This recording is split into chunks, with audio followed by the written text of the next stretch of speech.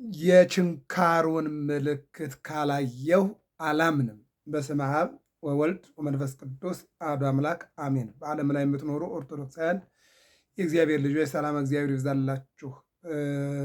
ጥር 26 ቀን ሐዋርያው ቶማስ ከ12ቱ ሐዋርያት አንዱ የሆነው ወርሃዊ መታሰቢያው ነው። እሱም በተመለከተ አጭር መልእክት እንነጋገራለን። በዮሐንስ ወንጌል ምዕራፍ 20 ቁጥር 25 ላይ የችንካሩን ምልክት በእጆቼ ካላየው ጣቴንም በችንካሩ ምልክት ካላገባው እጄንም በጎኑ ካላገባው አላምንም ያለ ሐዋርያ ነው። ነገሩ እንዲህ ነው።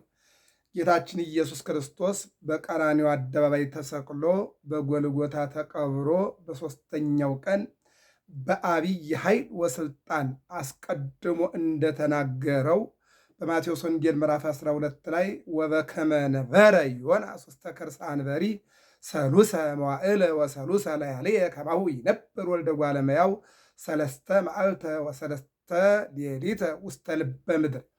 ዮናስ 3 ቀንና 3 ሌሊት በአሳ ሆድ ውስጥ እንዳደረ የሰው ልጅም 3 ቀንና 3 ሌሊት በልበ ምድር ያድራል ብሎ አስቀድሞ ተናግሮ ነበረ።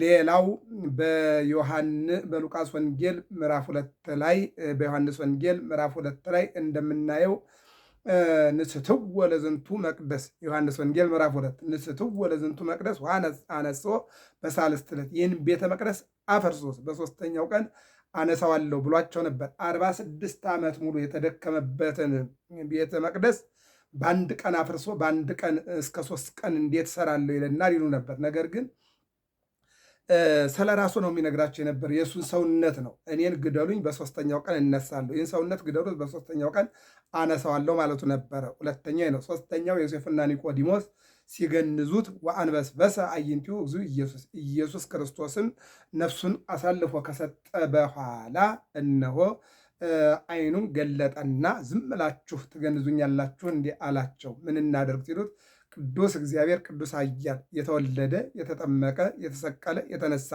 እያላችሁ በሦስተኛው ቀን የተነሳ እያላችሁ ገንዙኝ እንጂ አላቸው። ይህንን አስቀድሞ ምንድነው ተንሥአ በከመ ይቤ ሀሎ ዝየ አስቀድሞ እንደተናገረ ተነስቷል። የማቴዎስ ወንጌል 28 ቁጥር 2 ላይ መላእክት የመሰከሩት ምስክርነት ነው።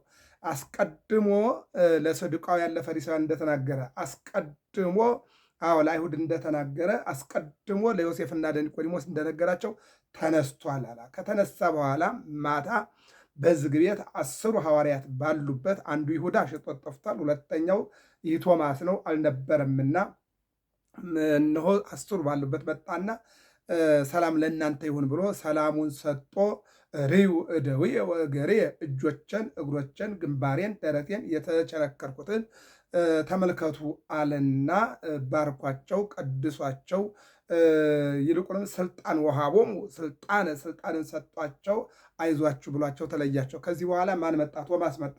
ጌታ ተነስቷል አሉት። ዮሐንስ ወንጌል ምዕራፍ 20 ቁጥር 25 አላምንም ያለው እዚህ ጋር ነው። ዛሬ እንግዲህ በ26 ሁል ጊዜ በ26 ወራዊ መታሰቢያው የሚደረግለት አላምንም ምንድን ነው ያለው? ችንካሩን ካላየሁ አለ፣ እጄን ካላስገባሁ አለ፣ የተገረፈ ሰውነቱን ካላየሁ አለ፣ በጦር የተወጋውን ካላየሁ አለ፣ በአክሊል ተብሎ የብረት ጉንጉን በጭንቅላቱ ላይ የገባውን ካላየሁ አለ።